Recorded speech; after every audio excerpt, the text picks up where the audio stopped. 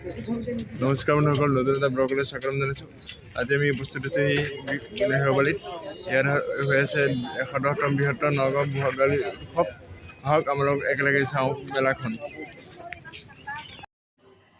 দেখিব পাইছে এয়া পলু, মিছা মাছ, এইটো লোকেল মুৰ্গী, লগতে গাহৰি আৰু আপোনাৰ কেঁকুৰা। আমি মিছা মাছ অৰ্ডাৰ দিছোঁ। চাব পাৰে আপুনি, এই মিছা মাছটো গৰম কৰি আছে।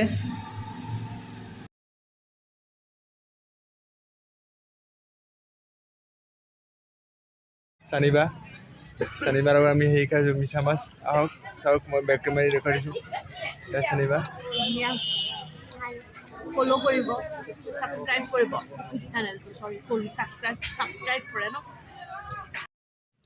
এয়া চাব পাৰিছে আপোনালোকে, একদম মাটিৰ গহনা, মাটিৰ জাপি আকাৰৰ কাণফুলি হয়। চাব পাৰে সুন্দৰ একদম।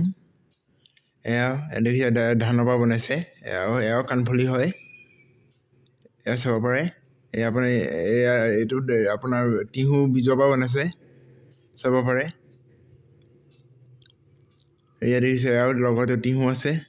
এইটো আপোনাৰ হেৰি হয়, আপোনাৰ চিন হয় মাটিৰ। এয়া চাব পাৰে, চব মাটি আৰু আপোনাৰ ধান নবাই বনাইছে, চাব পাৰে। একদম অথেণ্টিক হয়। লগতে পিঠা পনা দেখিছে, এয়া ঘিলা পিঠা, এয়া তিল পিঠা, এয়া তিলৰ লাডু, এয়া পকা মিঠৈ, এয়া আপোনাৰ মুড়ি লাডু, এয়া আপোনাৰ কড়াইগুড়ি, ইয়াৰ লগত দেখিছে আপুনি আপোনাৰ নাৰিকলৰ লাডু।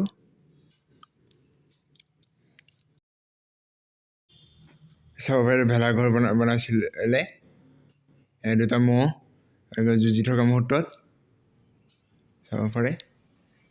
বিশেষ কাৰণবশতঃ এই ভিডিঅ'টো তেতিয়া দিব পৰা নগ'ল, সেইটোকে আজি দিছোঁ। আপোনালোকে চাব, কেনেকৈ পাইছে নিশ্চয় জনাব কমেণ্টত।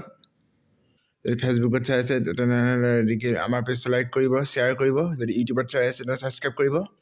ধন্যবাদ।